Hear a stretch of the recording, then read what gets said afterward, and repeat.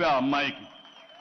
నిన్నే ఒక అమ్మాయి అనంతపూర్లో ఒక బోయ్ అమ్మాయి, చదువుకున్న అమ్మాయి, ఆ అమ్మాయి మీద ట్రోలింగ్స్ అన్ని పెడతారు సోషల్ మీడియాలో, అసభ్యంగా బూతులు తిడతారు, ఫోటోలు పెడతారు. వాళ్ళే కాదు ఆ ఫోటోలు కూడా ఎక్కడికక్కడ ఫేక్ చేస్తారు.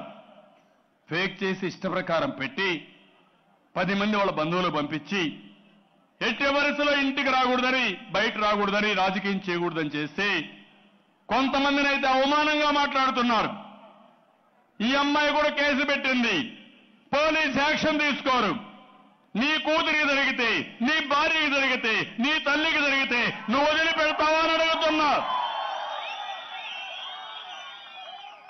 ఒక సైకో చెప్పాడని ఆడబిడ్డలకు రక్షణ లేకుండా ఇష్టానుసారంగా కొంతమంది పేటీఎం బ్యాచ్లు సైకోలుగా తయారై అమ్మాయిల శీలానికి వేలు వేస్తారు. ఐటీలో అంటే సోషల్ మీడియాలో.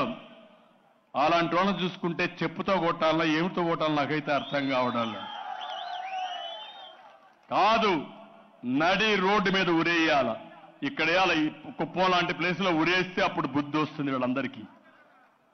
చట్టం అనేది అంత పగడ్బందీగా వస్తే తప్ప సాధ్యం కాదు.